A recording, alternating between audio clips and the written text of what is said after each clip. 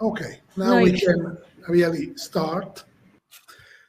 So, hello again, everybody. Today we are Barbara and myself. Unfortunately, Roxane Gardner was not able to be with us, but she's with us in spirit, let's say, as well as a couple of other colleagues we have from Boston that are Jenny Rudolph and Rebecca Minard, because what we are about to share with you today is a work, a collective work that is ongoing since last year. So the working team behind our presentation is made by 5 people. Yes, 5 people, some from the Center for Medical Simulation in Boston. Fernando, would you like to say more?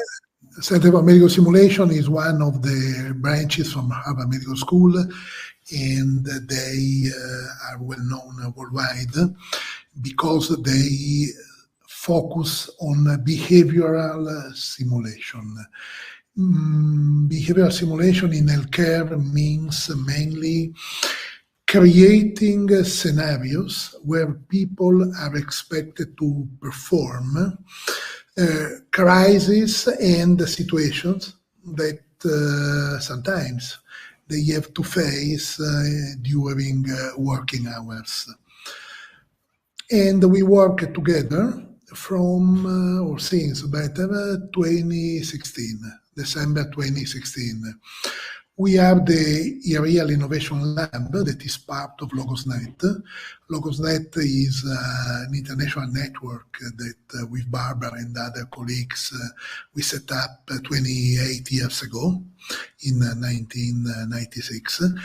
And we work cooperatively with academic bodies as well as research institutions and corporations from 80 countries.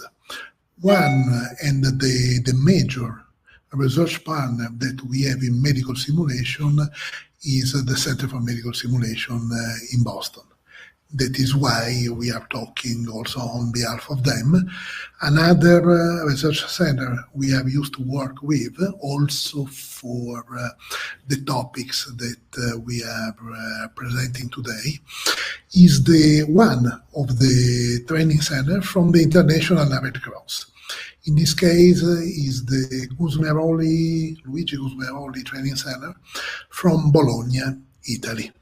Last but not least, we founded a Ph.D. school in artificial intelligence with the Polytechnic School of Turin and with the University of Turin.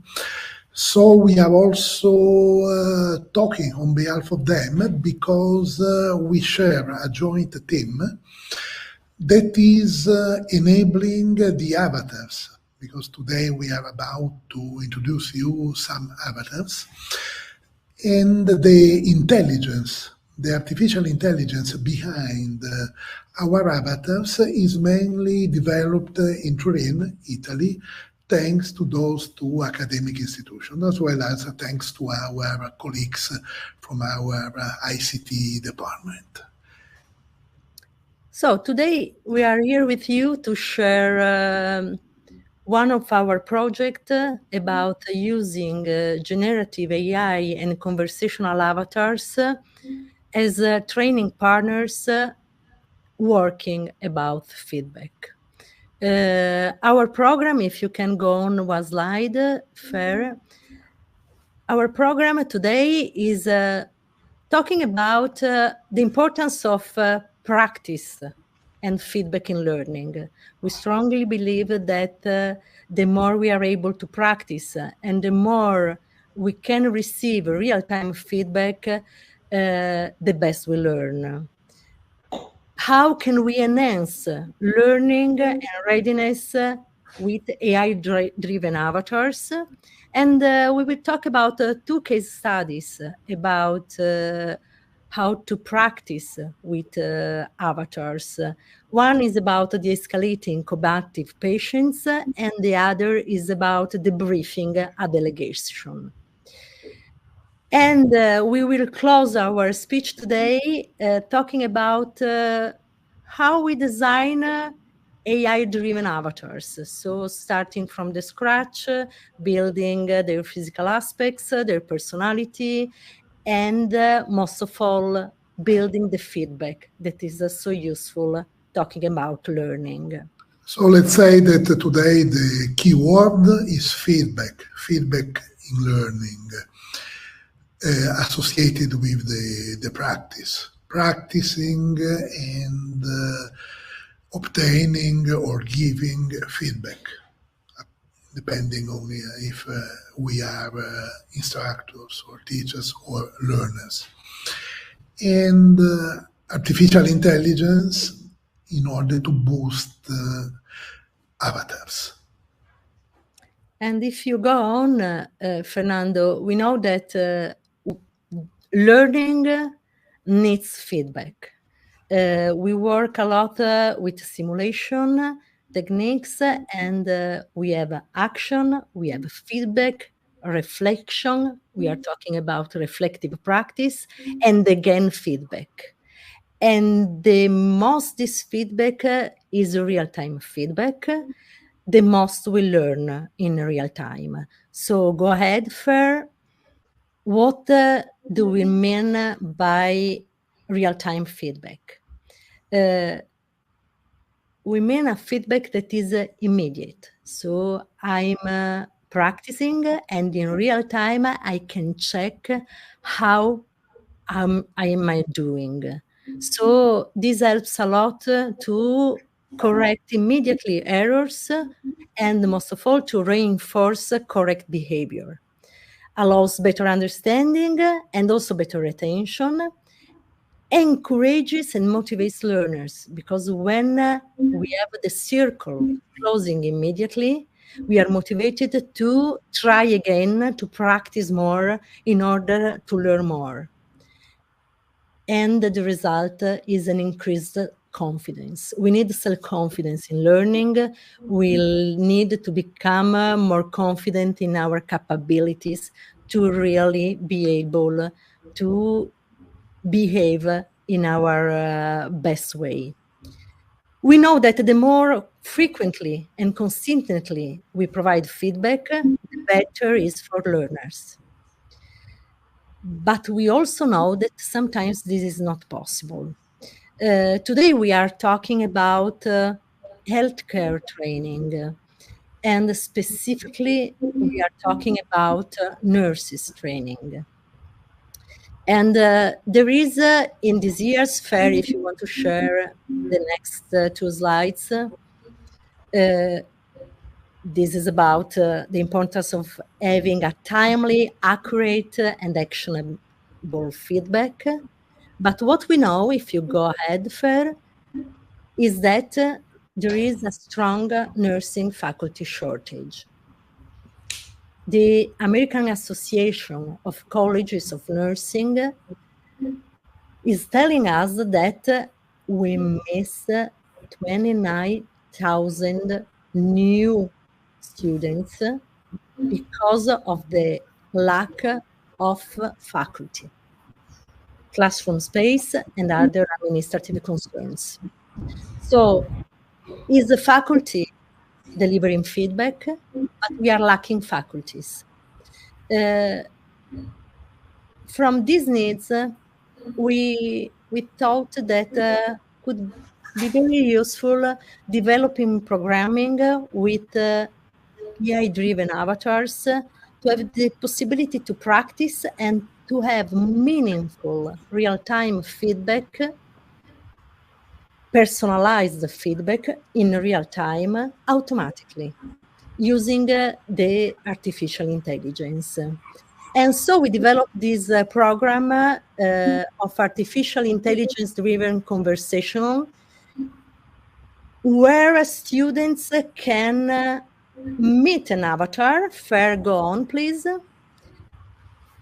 They can practice difficult conversations with an avatar that is projected on a wall. They can practice in immersive spaces. They can practice on their laptop. And we think that this can really allow students having hours and hours of practice. Please, Fer, start the Jenny Rudolph's video. Yes. I'd like to talk about the promise of artificial intelligence-driven conversation coaching for the future of simulation. First, I'd like to start with a story. As a member of the United States women's rowing team, we practiced hundreds of hours for minutes of competition. Imagine that we could practice at least 4 minutes to achieve mastery in a difficult conversation, for example, about end-of-life care, or as an educator, being better able to do a feedback conversation and get consistent feedback. AI-driven avatars, AI-driven learning environments that allow us to simulate these difficult conversations with almost real-time feedback will enable us to achieve the goal of mastery learning in these difficult conversations with the expert input we need at scale. Yes, and our question here is, are you ready? We are talking, go on, Fer, please. We are talking about readiness, being ready to use our competencies to face challenging in real time, in real life. Where do we start? Where do we start when we talk about conversation mastery and when we talk about building a simulation, a virtual simulation space? Please, Fer, go on, clicking one by one. So, here, first case, combative patient de-escalation readiness. We want our learners to be ready to de-escalate an aggressive patient. Go. We start as a first point from a specific situation mastery.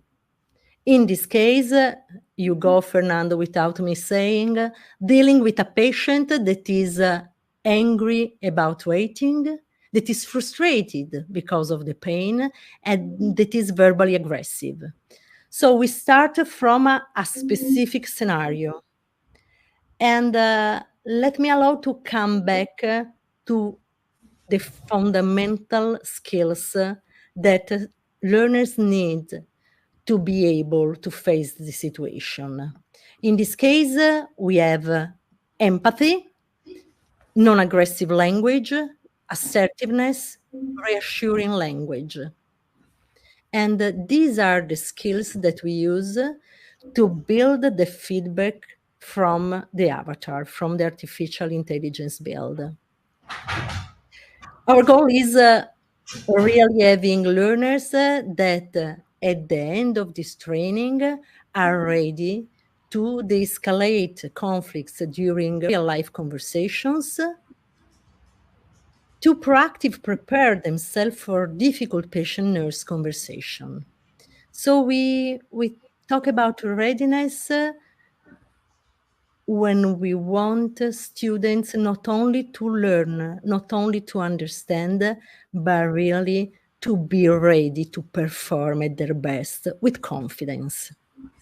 In a minute, we will show you our avatars, but before, let me show what is behind the avatar. There is a rubric, like we use a rubric when we do simulation, when we do assessment. Fer, show please the rubric. And the rubric is about these 4 competencies that we want to boost our training: empathy, assertiveness, avoiding aggressive language and behavior, and using reassuring language. We have 3 different levels. and we have the description of the specific competence. We use all these to build our simulation space and our simulation feedback. So let's take a look. I introduced to you Anna. Anna is our really aggressive and upset patient. Fernando, would you like to show Anna, please? Is there? Yes, and each simulation at the beginning has the simulation overview. So what are the simulation context and scenario? We have Anna Smith that is at the clinic for her stitch wound follow-up after a bicycle accident. As the nurse in charge, you are running behind. Your goal as a learner is to foster a positive patient-nurse relationship and escalate any conflict.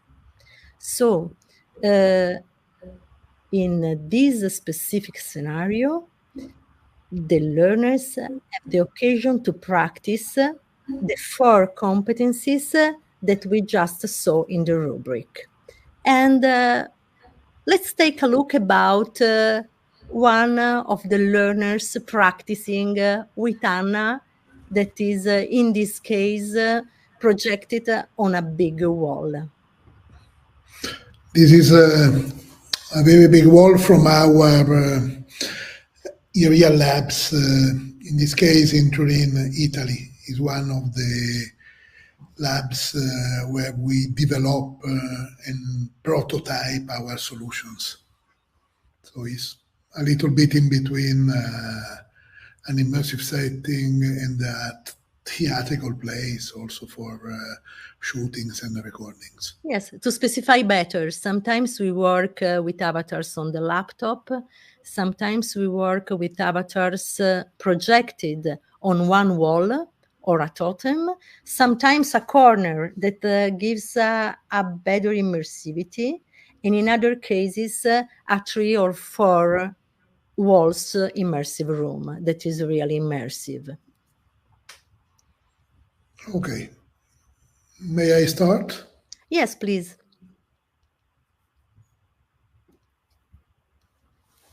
Look, I've been here over an hour. Check my leg now. The pain's unbearable. Hello, Anna. My name is Masa. I would love to help you, but today we are busy, so it would really be helpful if you just sit down and wait for your turn. I've been patient, but this is serious.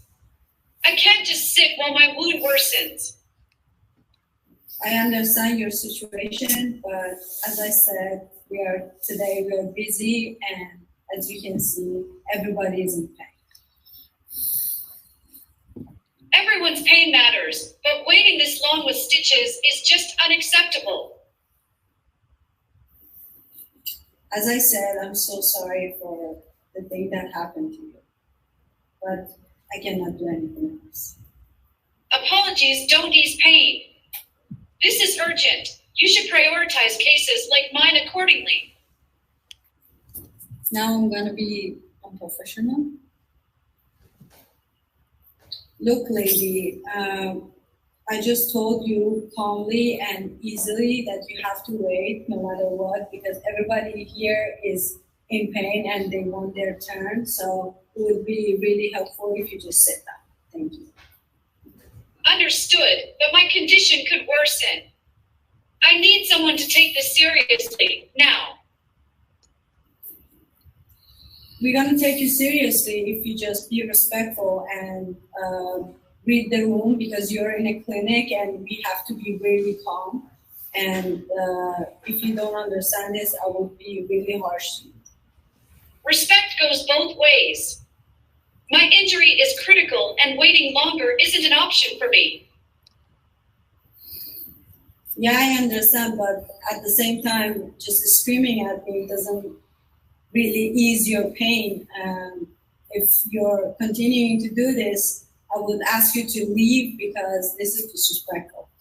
And just leave. That's it. I'm not here to scream, but I am in agony. Please, I need to be seen.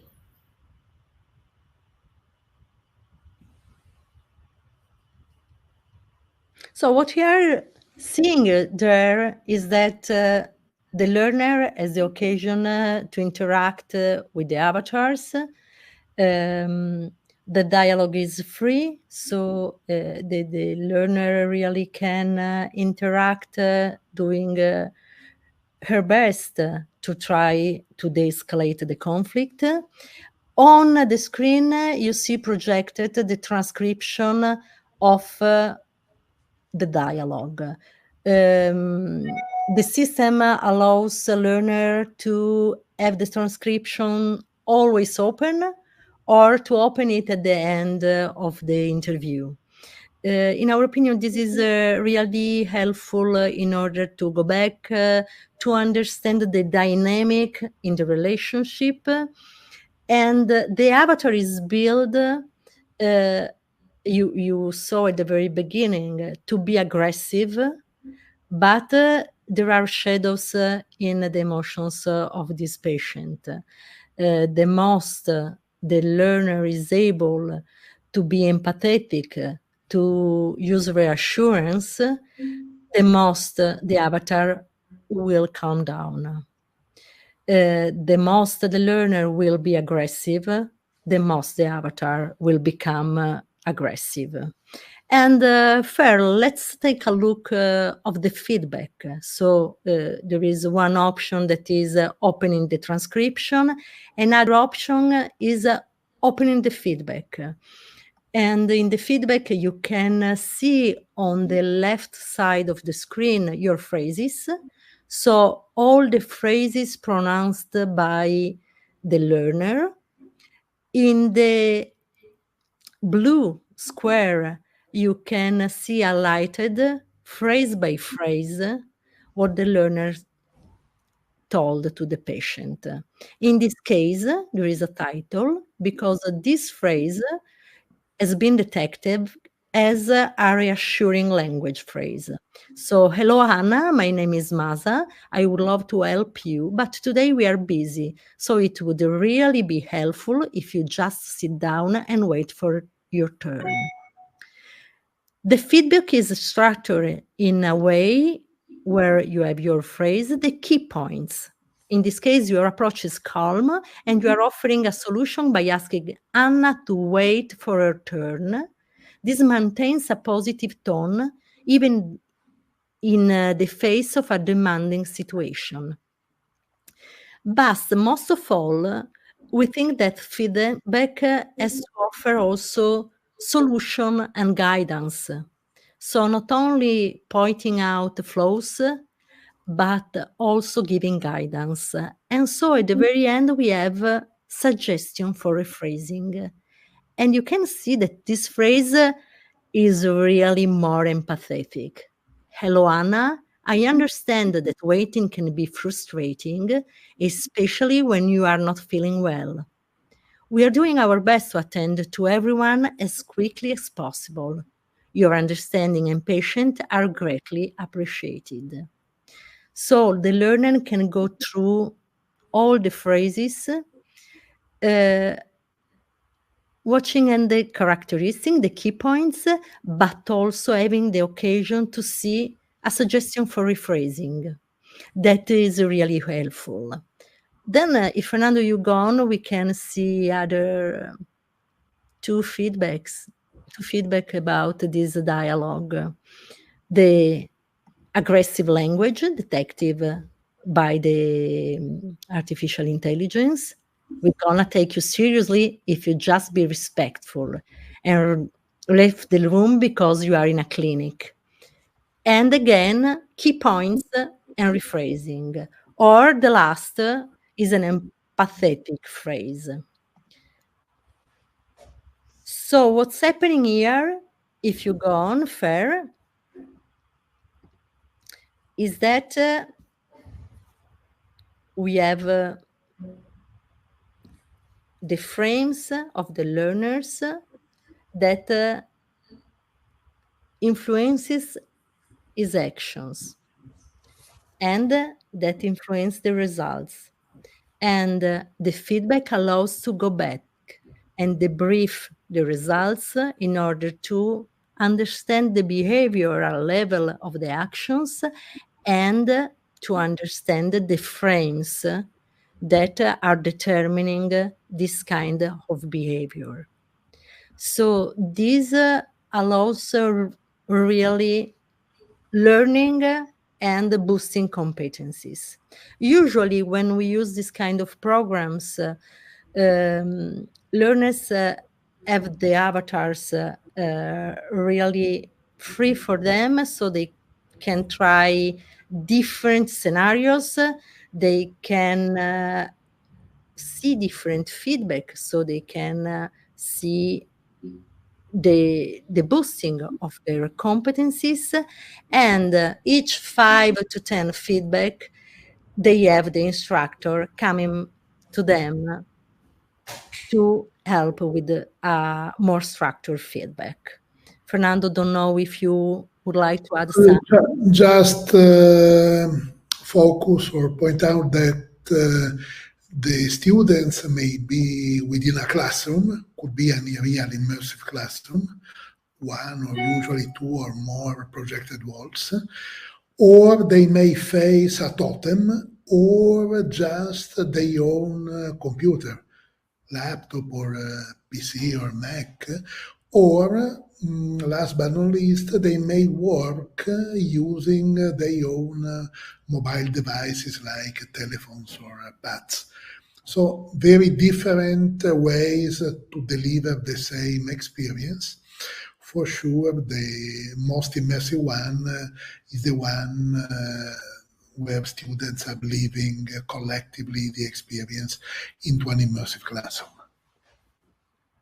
So technology is truly important, but is important and effective in the moment where is really the way to deliver a meaningful feedback. It's not about the technology, but it's about having the possibility to learn, facing realistic situations, facing realistic scenarios, and having real-time feedback that allows to understand our behaviors, to understand our frames, to be reflective practitioners that have the possibility to think about their behaviors and to practice and practice. Here, really, students may practice a lot, and the feedback in real time, in our experience, is really powerful, robust in terms of learning process, because you are delivered really just in time with specific input from a system that is capturing tons of data. Yes, in real time means that you can check your feedback at the end of your simulation, of your conversation, or if you prefer, you can check the feedback after a moment where you really need to understand if you are going the right direction or not. And what we are seeing right now is that in a lot of cases, learners open the feedback when really they are struggling about understanding if they are going in the right direction. And so in each scenario, the possibility at any minute to open the feedback and to have real-time feedback, to go back, to see their phrases, to check if they are really de-escalating, in this case, the conflict, or if the patient was less aggressive at the beginning of the conversation and some of the interaction made the patient more aggressive. And this possibility to have a personalized real-time feedback is really something powerful in learning, because while you are completely engaged in the simulation, is really the right moment to listen to feedback. Imagine sometimes we receive a feedback after 1 week, after 2 hours, sometimes after 2 weeks. It's very difficult to remembering what was the occasion of what was our behavior, what we had in mind in that specific moment. It's powerful having the feedback immediately, while as learners we are completely involved in the simulation. And let me add, Barbara, that is a feedback that is objective because the system, the machine, the artificial intelligence behind the performance is really able to mirror student by student all the relevant factors. Under this regard, in our opinion, is better than the subjective feedback delivered by instructors that usually are different. And in the case of nurses, that are missing. So basically, we are fulfilling a need that cannot be fulfilled by real human beings, because in many cases, instructors are not there, are not available. So thanks to artificial intelligence, in this case, we are able to deliver a really meaningful feedback and following a standardized approach, rich but standardized. Yes, and you can practice multiple times, and this also is really impactful. I think that we can go on and take a look of a second case. We are talking about debriefing in this case, how to deliver a feedback. So again, we are talking about a feedback, but we go a little bit in a complicated situation, because we are talking about giving a feedback on the feedback. So the goal is developing the feedback skills for healthcare managers. And the specific situation, Fernando, if you can go on, is a situation where a manager has to deliver a feedback, a real-time feedback on colleagues' delegation skills. We go checking our foundational skills mastering, and we have provide specific feedback based on observable behaviors. That is one of the specific skill we have to really to boost when we want to have a good quality feedback. Avoids language that puts the manager down. We use the debriefing with good judgment model in this case to guide the feedback. And in a minute we will go checking this model. And the system also go to check the use of non-judgmental language. The goal is being ready for feedback conversations and having the occasion to prepare for difficult feedback conversations relating to delivering negative feedback, related to delivering feedback with learners that are not really willing to receive a feedback. If you go on in the next slide, we have the debriefing with the good judgment model from our colleague Jenny Rudolph. Is a complicated model, and we decided to have this into this presentation because we think that it can really useful to understand how far can go the artificial intelligence in delivering a feedback. So our avatars are able to deliver at the end of the conversation a feedback on such a complicated scheme that you can see in the rubric also. So we have different phases, and we have different communication skills that we need, like talking, using phrases like I saw, I think, I wonder. So specifying what really I saw and is objective, what is my thinking about the situation. We check how learners are able to follow all the steps of this rubric. And I think we can take a look of another avatar in another situation.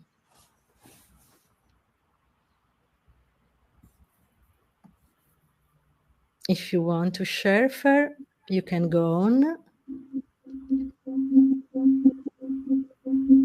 Hey there, can you spare a minute? Sure, what's up? I'm swamped right now, drowning in deadlines, and I need your help. Absolutely. Tell me what I can do. Listen, I wish I had the luxury of time to go over all the nitty-gritty details. Just trust me on this. It's something important. I'd like you to take care of an in-depth analysis. Can you take care of it? I understand the urgency. Just to clarify, are there any particular points you'd like emphasized in the analysis? Good point. Focus on the customer satisfaction metrics and our competitive positioning. Those are key areas the client will be interested in. However, use your judgment on what highlights our strengths. Got it.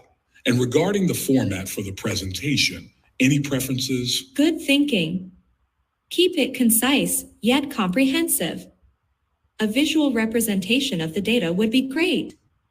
Charts, graphs, you know the drill.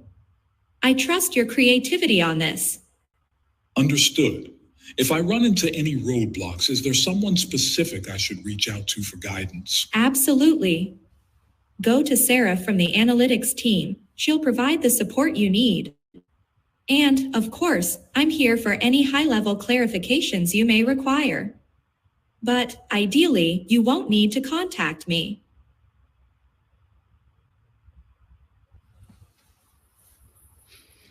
So different scenario and different way to use avatars. In this case, we have to deliver a feedback, so we are in need to participate to a situation where we can see a behavior to work on the specific feedback. And so this was the situation, and now we have the manager ready to receive our feedback. And we can see our colleague Daniel trying to deliver at his best the feedback to the manager. Hi there, it's nice to see you. I hope your day is going well. Hi Melinda, thanks for taking the time to talk. I would like to first talk about what I saw as a confusing request to be both concise and comprehensive. I'm concerned with what it might be difficult for your colleague to execute. What's most important to you in this context? I intended for the report to be straight to the point yet include essential details.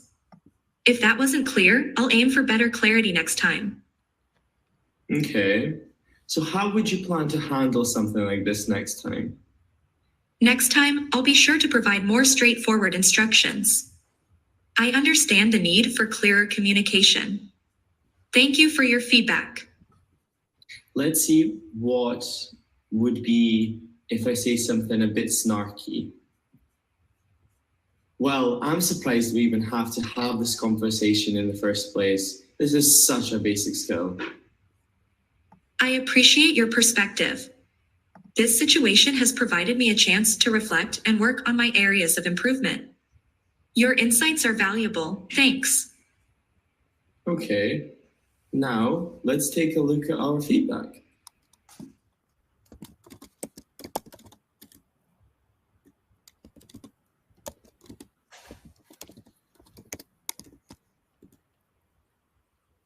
And this is the feedback.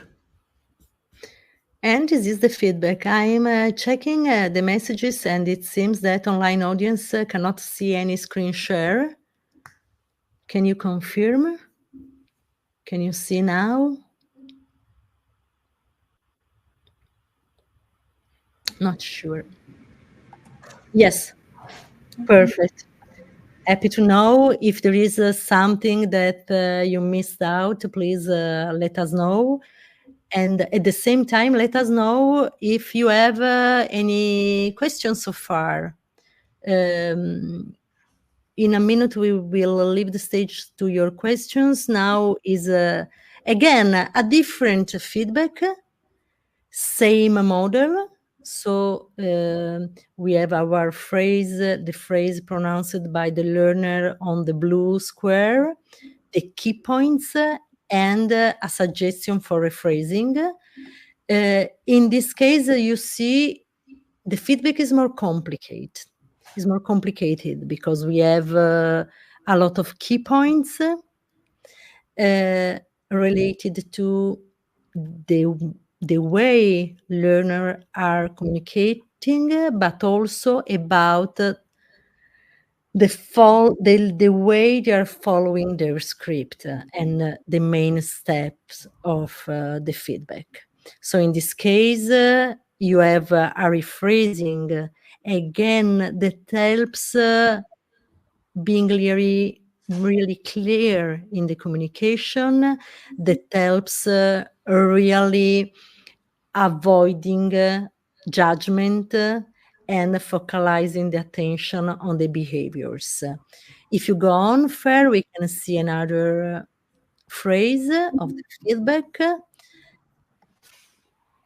In this case is, hi Melinda, thanks for taking the time to talk. I would like to first ask about what I saw is a confusing request to be both concise and comprehensive. And if you see in the rephrasing,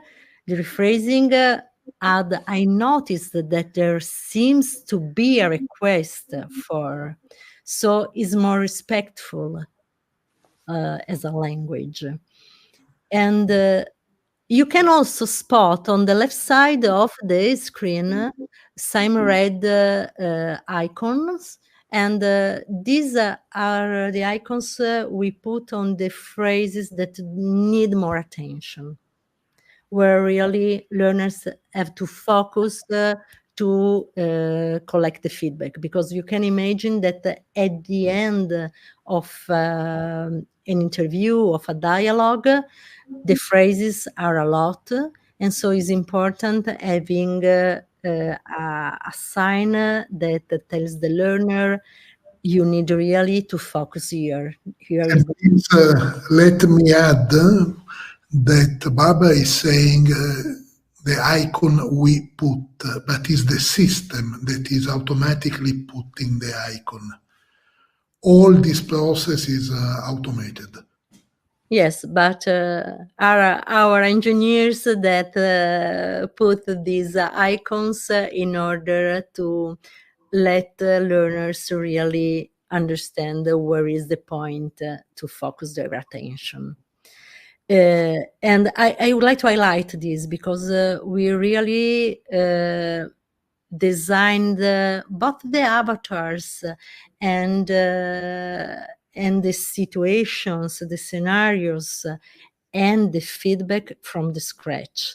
And each feedback is personalized in order to really respond to the goals of the organizations and or of the instructors, because we know that we have also different way to deliver feedback. We have different way to delegate. And as educators, we think that is really important that practicing conversations can fit with the specific culture of the organization where we work. And going on, you can show, Fernando, maybe some of the learners interactive with different avatars on the walls, on the tablet. Laptop.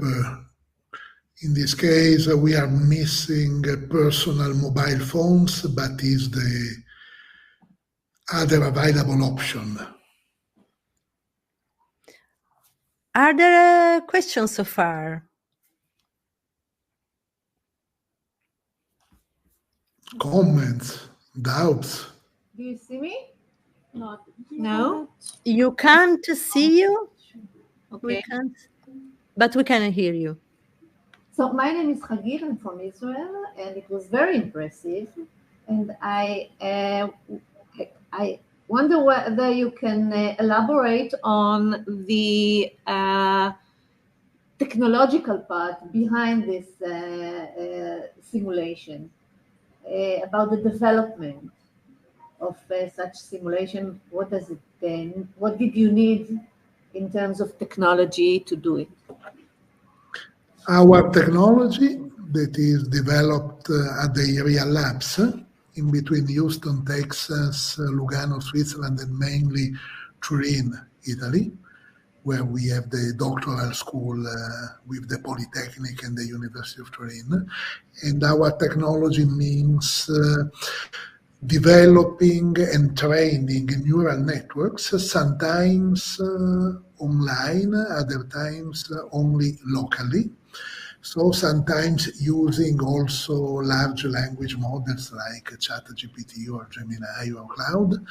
Other times when we work locally, only our networks that are trained by us. We can train networks to generate both dialogues and images. So from the client side, what we need is agreeing about the educational expected outputs. And then we start designing and developing using graphic engines, usually Unity or Unreal 4, and using different generative AI techniques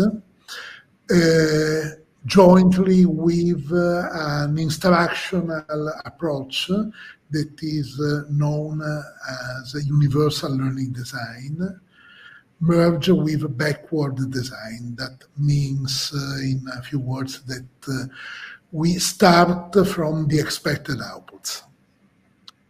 And then we develop, we test, and so on. Sometimes it takes some weeks, other times a few days. It depends on the complexity. Thank you very much. Welcome, Anna. Maybe someone from the virtual would like to add something? So thank you very much. It was very interesting. It's us. Thank you. One person do want to ask you something, so. Hi, this is Yuning. I believe one person typed the question in the chat. If you can check on it.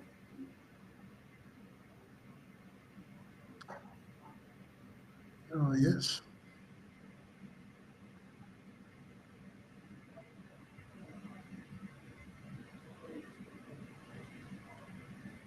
Sorry, Barbara, I think you're muted. Yes, the question is, what do you observe in learners? How do they interact with the avatars? What are the emotional reactions? Learners usually are really engaged with the avatars. At the very beginning, a little bit scared. First reaction is, it feels so strange that these avatars are able to speak like a real human being. But then the feedback that we are collecting is in the direction of saying is so comfortable talking with the avatars because they are not judgmental. when we practice in the simulation room with other colleagues, we are more, let's say, scared about their judgment. With the avatar, there is no shame. And this is something interesting we found out. And other feedback are related. It depends also on the age of the people interacting with the avatars. I remember in 2 or 3 cases, people saying, "Oh, this is so strange. You are proposing to develop something that really is a typical human being skill, like empathy, with an avatar that is not a human being." And so sometimes there is a little bit of the idea we can't trust avatars. And then practicing, the feeling changes, because it's really useful having the feedback, is really useful having the possibility to dialogue, doing our best, but sometimes also trying to do something we never did in our life. So I try to be more aggressive than usual, and I see what's happening. And I would like to share the last slide with the QR code. So if you are interested in testing the avatar, in having an interview with the avatar, you can go through this QR code and put an appointment with an avatar on Calendly. And so this will give you the occasion to try to test. Let me try to share again the screen like that.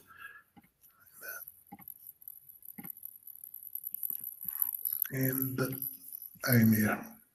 1 second. Okay, this is here.